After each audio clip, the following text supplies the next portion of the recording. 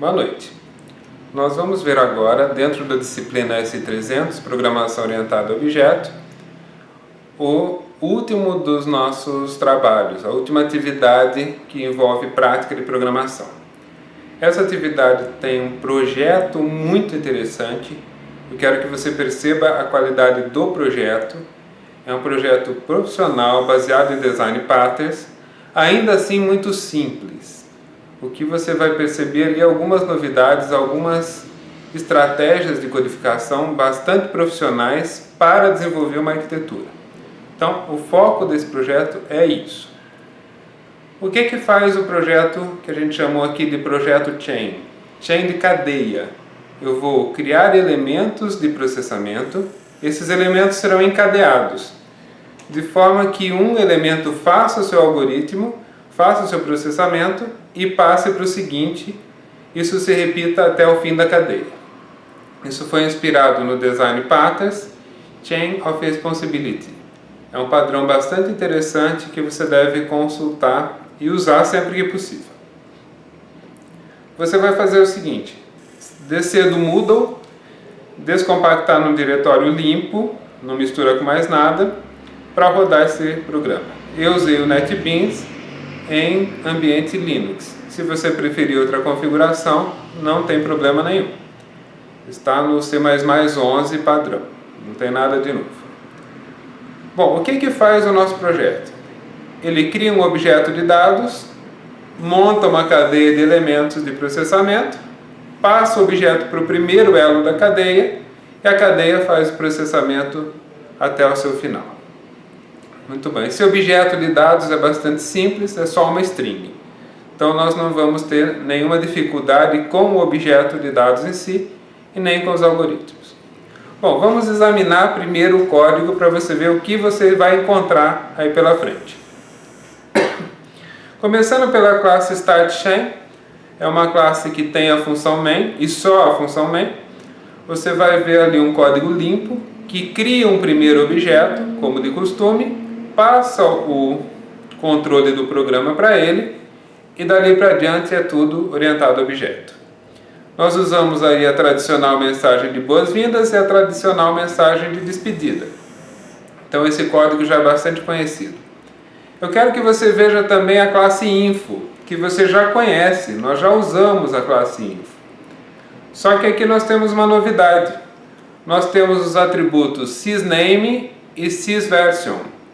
Então eu posso perguntar qual é o nome do projeto e qual é a versão do projeto. Isso desvincula o nosso nome de projeto do nosso nome de arquivo. Então eu vou partir o meu sistema com StartChain, mas eu não preciso que o projeto se chame StartChain. Na verdade, ele chama Projeto Chain. Então, é um jeito interessante e muito simples de desvincular nome de sistema, aquilo que o usuário conhece, de nome de arquivo executável. Então, esse é um ponto aí para você perceber. Olha, na classe info, temos o sysname, sysversion e os get e set correspondentes. Bom, dá uma olhada também na classe MyDataObject, que é a nossa classe que vai sofrer o processamento. Então, eu crio um objeto dessa classe e passo para a cadeia de processamento. Eu tenho basicamente um string como objeto, como atributo privado. Só isso, não tem mais nada. Então, bastante simples a classe. Agora você vai perceber ali que ela tem dois construtores. O construtor que já recebe string e um construtor de cópia. Você deve ter feito o construtor de cópia na atividade Strange Overload.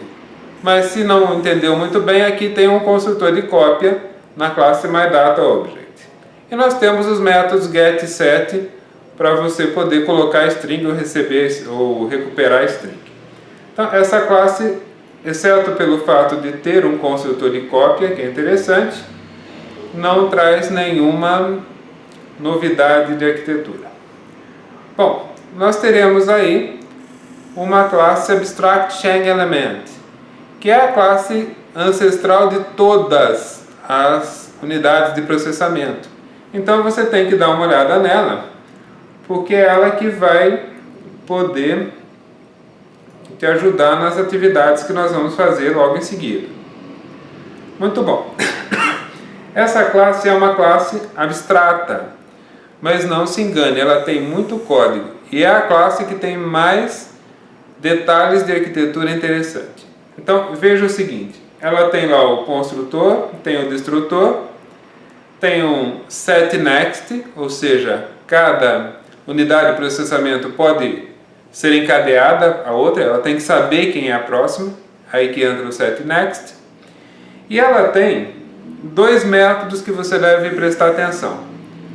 O método do processing, ele é um método concreto, ele existe, ele não deve ser derivado, não deve ser sobrescrito, melhor dizendo, né? Nós vamos derivar essa classe, mas nós não vamos sobrescrever esse método. E eu quero que você olhe agora o código do método do processing da classe AbstractChainElement. Veja que ele faz primeiro um teste para ver se ele está recebendo um dado válido, já que ele recebe um ponteiro, esse ponteiro podia estar nulo. Ele só testa para ver se não é o caso. Coloca uma mensagem, veja que ele usa a função getName, nós voltamos nela daqui a pouco. Chama a readParameters, nós vamos falar dela, esse é o segundo método interessante dessa classe. Chama internal processing, esse método é um virtual puro nessa classe, então eu quero que você perceba isso. A classe AbstractChainElement chama dentro de um método concreto um método que é virtual puro, ou seja, ele não existe nessa classe, está lá igual zero, esse código não existe ainda. Mas como essa classe é abstrata, ela vai só virar um objeto se ela for derivada. A classe derivada tem obrigação de implementar esse método. Então olha que interessante, o método da classe ancestral já chama um método, ele pode fazer isso, que vai ser implementado na derivada.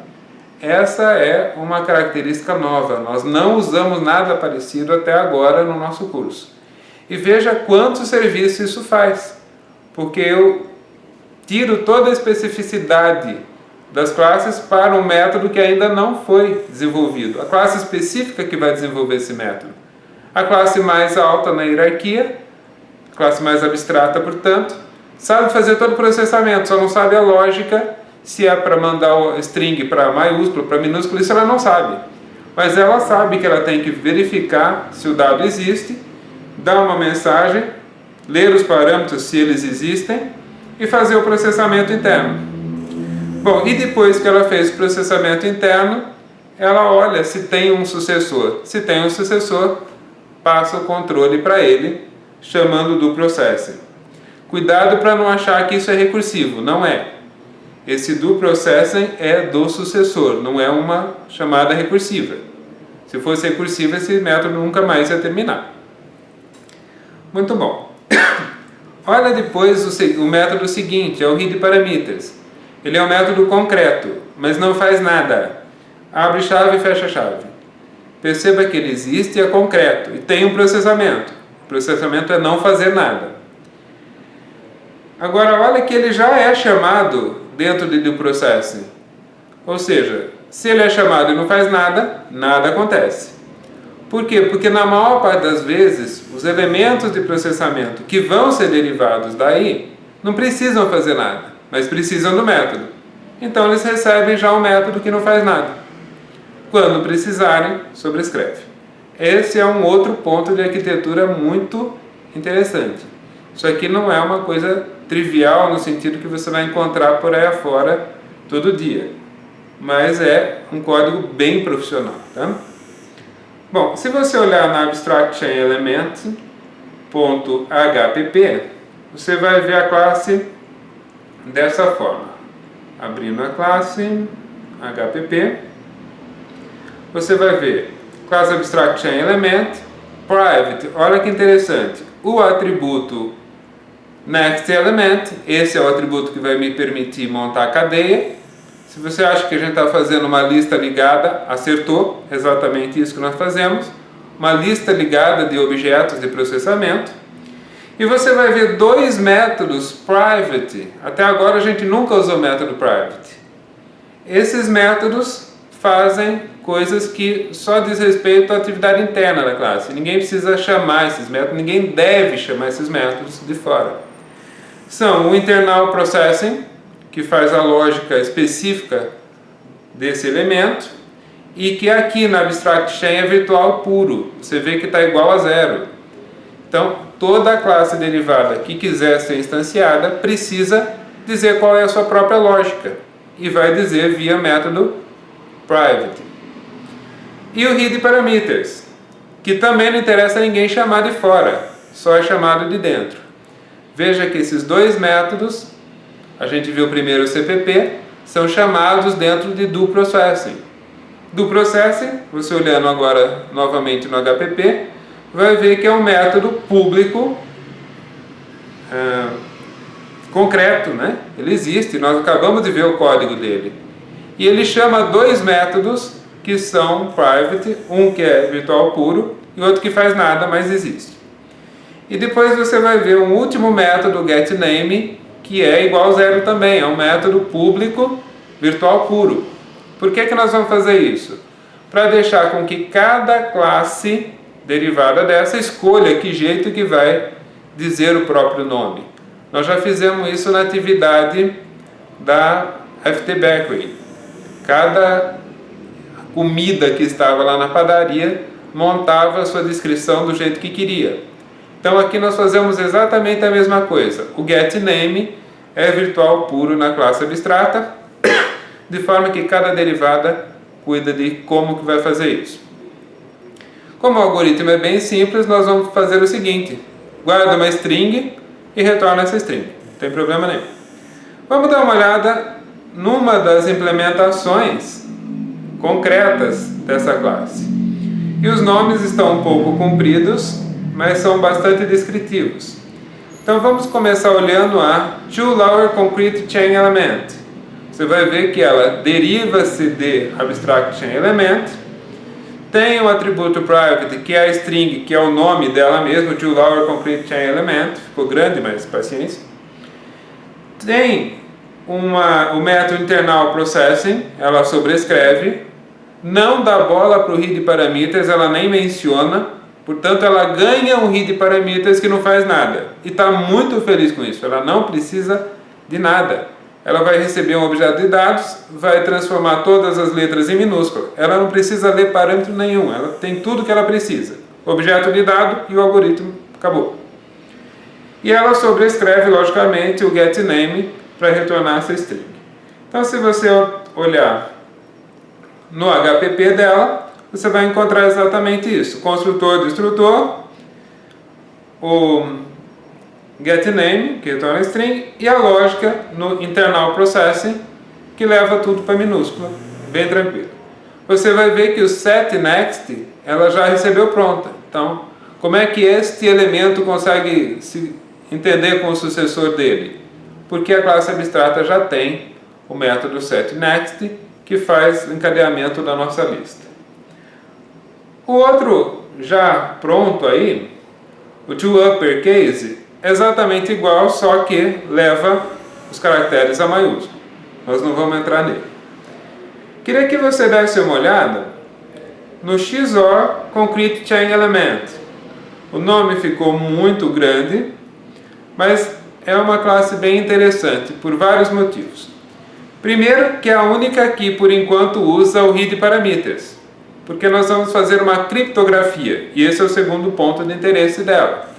Você vai ver aqui uma técnica de criptografia bastante boa. Ela não é a prova de um hacker profissional, mas ela é com certeza a prova de um intruso casual. Aquele sujeito que foi xeretar alguma coisa, sem grandes pretensões, e não encontrou texto aberto. Então ele desiste da coisa. Para esse ataque casual, que a gente costuma dizer, essa criptografia é muito boa mesmo. Você pode usar, e ela é muito rápida de ser feita. Você vai ver o código dela.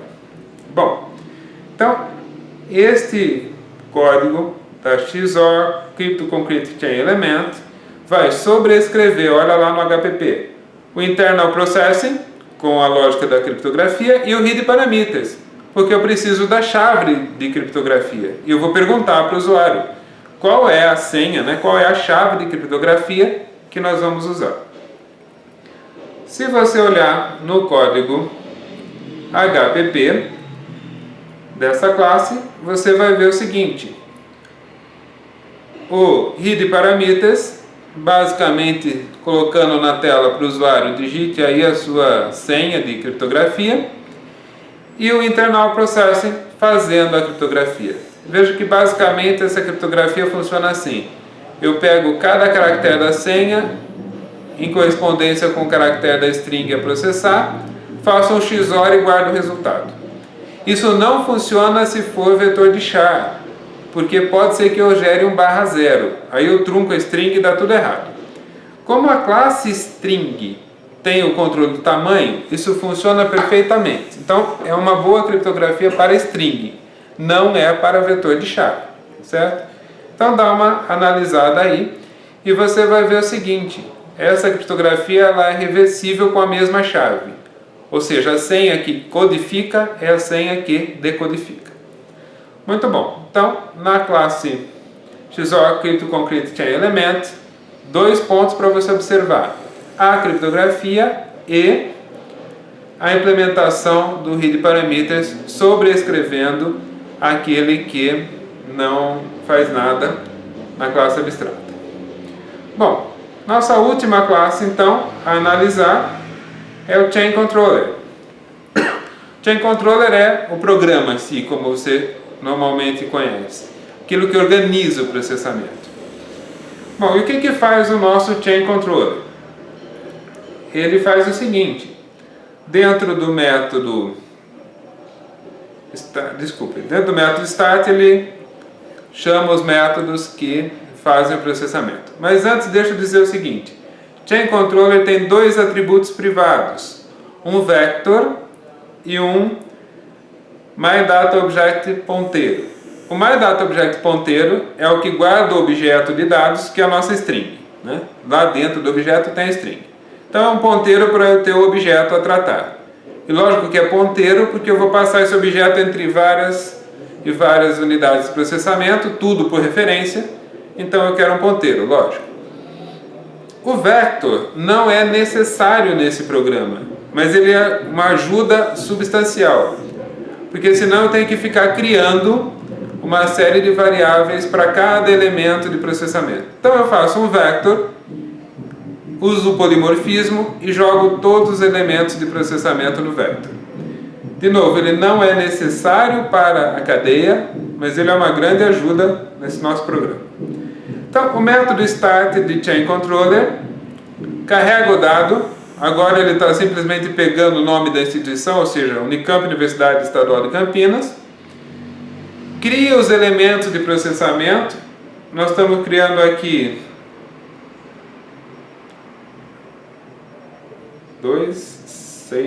9 elementos de processamento, mas eu não tenho 9 classes. Eu estou criando algumas duplicatas de elementos. Por exemplo, 4 dos XOR Crypto Concrete Element. Não tem problema nenhum. Então, esse é o nosso ponto aqui.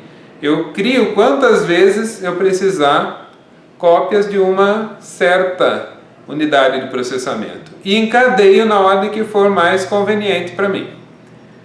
Muito bom, então eu crio e jogo no vector. Depois eu preparo a cadeia, porque quando eu crio, você lembra que a unidade vem com o sucessor com null lá do seu construtor. Então eu pego, encadeio no método prepareChain. O vector me ajudou bastante, porque eu simplesmente falo o seguinte: o sucessor do primeiro elemento é o segundo, o do segundo é o terceiro. Então eu consigo colocar isso num for, como você vai ver aí em prepareChain, coloco num for e deixo isso tudo encadeado. Esse encadeamento podia ser feito objeto por objeto, só que isso dá muito trabalho, não faz sentido fazer aqui. E depois você vai ver o ProcessChain. É um método que tem 3 linhas. Em verdade ele podia ter uma só.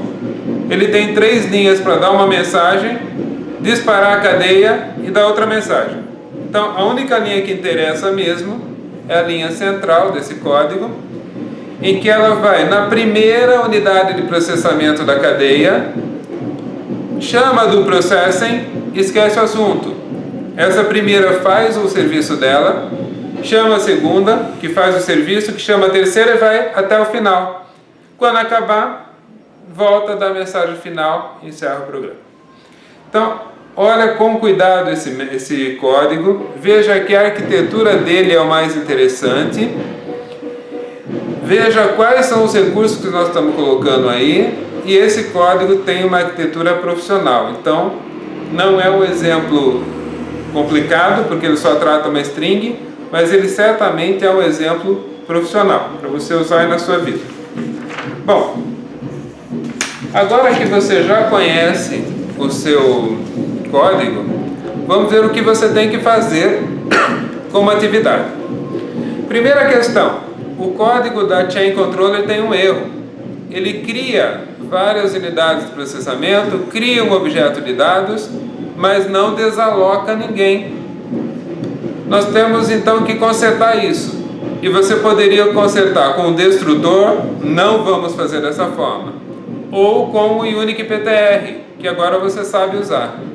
Então você vai consertar esse código, o da Chain Controller, trocando os ponteiros dentro da variável Chain Unities, que é o nosso vector, e da MyData para UniQPTR. Então, primeiro item, consertar o código para que seja autodesalocada a memória, usando UniQPTR.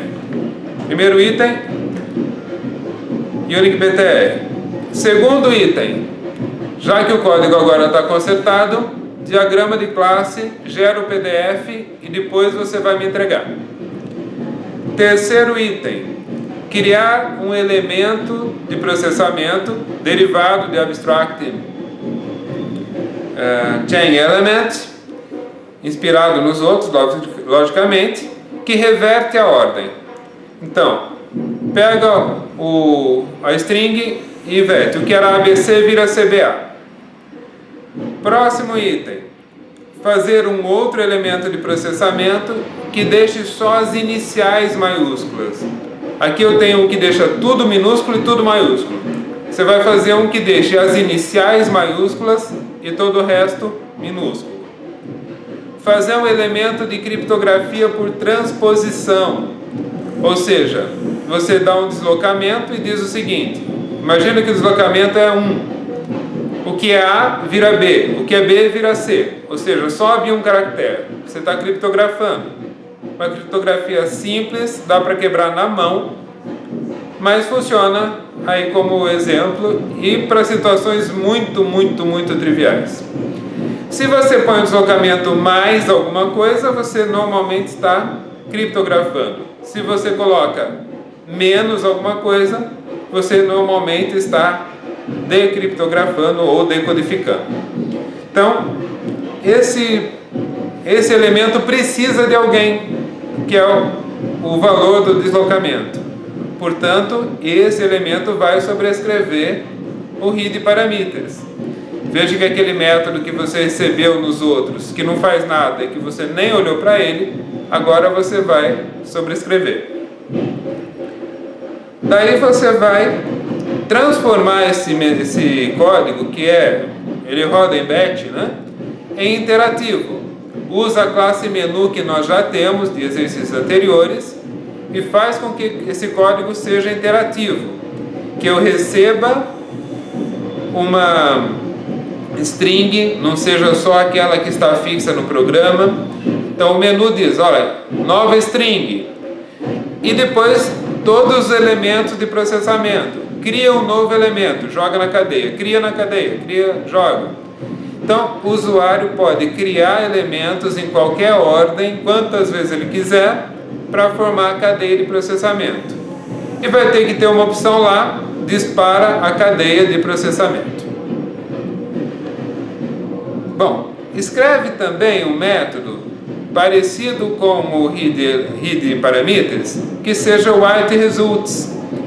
Porque hoje nós não temos jeito de informar o resultado de processamento. A gente modifica o objeto e só.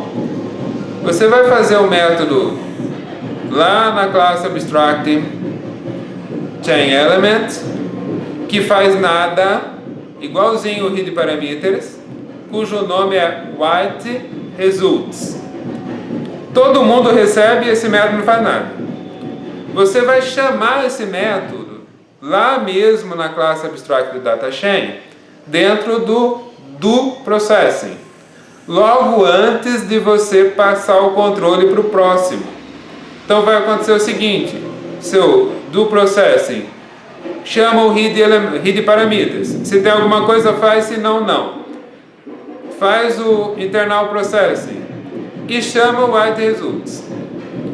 Se tem alguma coisa, faz, se não faz, passa para diante e mandar o controle para o próximo. Depois que você fez isso, você vai criar um novo elemento de processamento cujo serviço é só contar os caracteres. Ele não altera a string, ele só conta os caracteres. E é por isso que ele precisa sobrescrever white results, porque ele só informa quantos são os caracteres, ele não modifica os dados, certo? Por isso que você então vai querer ter white results. E ele sobrescreve, é o único que sobrescreve. Comenta todo o código, cada classe que faz, cada método que faz, porque esse é um projeto para você guardar e lembrar dele, ver como é que se implementa um projeto com uma boa arquitetura. Aí você apresenta esse código em aula, como a gente já faz normalmente. Cria um arquivo .zip com todo o seu código fonte e o diagrama de classes em PDF e sobe no Moodle.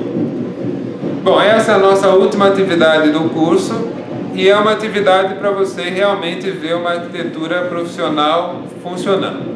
Espero que você realmente goste e se dedique bastante a esse projeto. Vejo vocês em sala. Até mais!